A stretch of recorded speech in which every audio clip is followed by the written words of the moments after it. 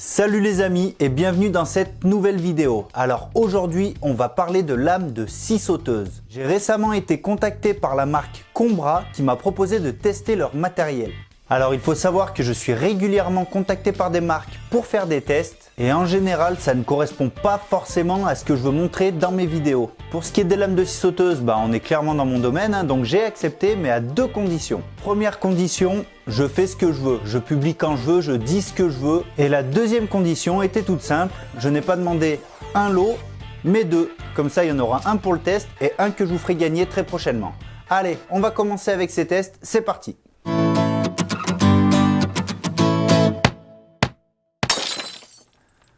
Vous l'aurez remarqué, vu la taille de l'emballage, ce sont des lames XXL. On va ouvrir ça tout de suite.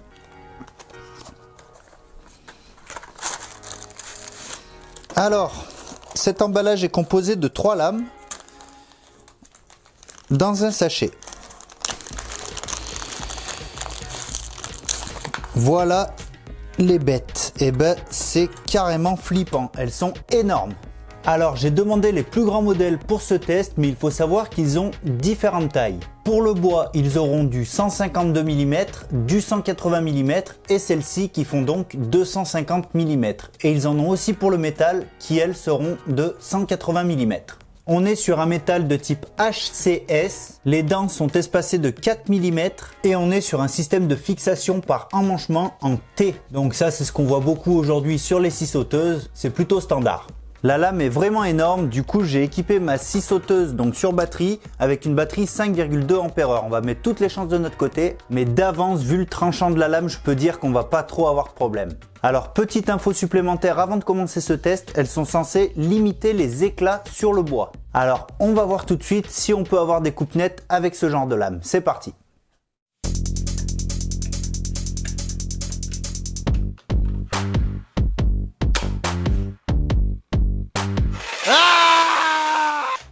Alors on va commencer ce test gentiment sur une chute d'agglo donc d'une épaisseur de 18 mm. Alors là on est dans une vidéo test évidemment. Le dépassement de la lame va être énorme donc ce n'est pas du tout sécurisant. En ce qui vous concerne, lors d'une coupe, adaptez au mieux votre lame en fonction de l'épaisseur de la pièce que vous avez à couper. Bref, pour ma part, je vais fixer ça et on va couper.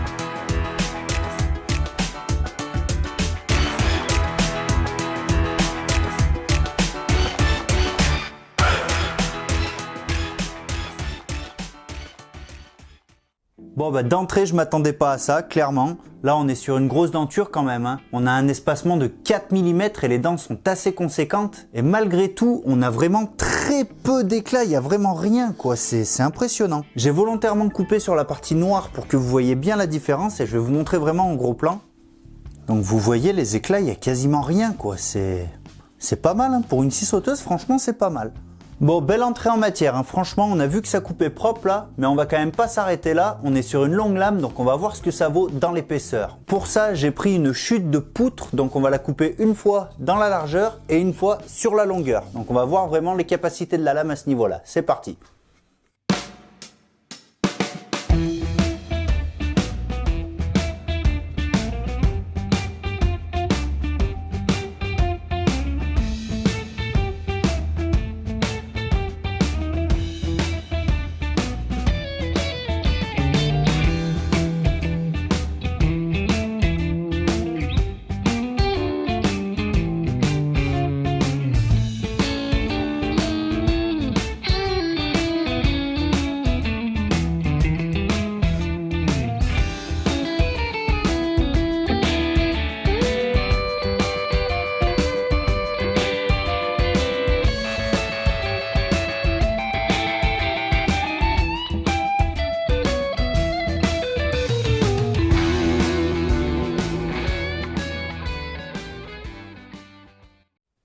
Alors honnêtement, je m'attendais pas à avoir un équerrage qui soit comme ça. Les coupes d'équerre, c'est vraiment le point noir des scie sauteuses à la base. Et là, avec cette lame, je dois avouer que c'est d'équerre, quoi. Vous l'avez vu, je vous ai fait un gros plan, c'est nickel.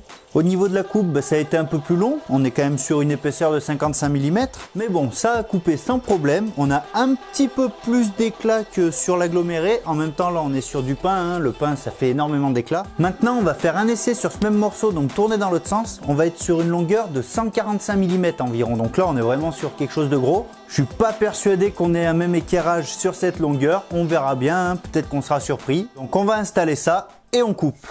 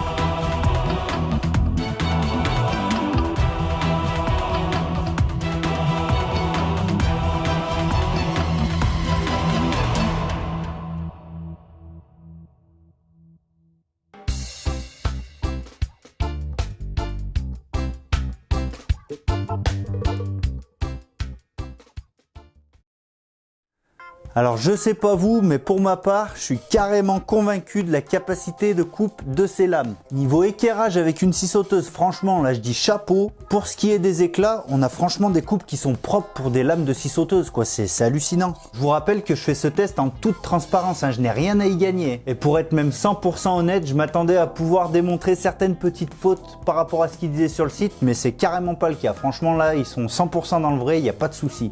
Alors quels avantages je vois réellement moi en me procurant ces lames, c'est simplement que ça peut remplacer une scie sabre. Le premier exemple qui me vient comme ça, c'est quand j'ai découpé l'emplacement de mon évier dans mon plan de travail. J'ai galéré, vous imaginez pas à quel point. Si j'avais eu cette lame à ce moment-là, ça m'aurait bien rendu service. Et deuxième point, si comme moi vous possédez une scie sauteuse sur batterie, vous pourrez l'emmener en GSB, donc en magasin de bricolage, pour débiter sur place vos poutres, vos chevrons, enfin tout ce que vous aurez à transporter dans votre voiture. Donc ça peut être vraiment un outil utile pour ça.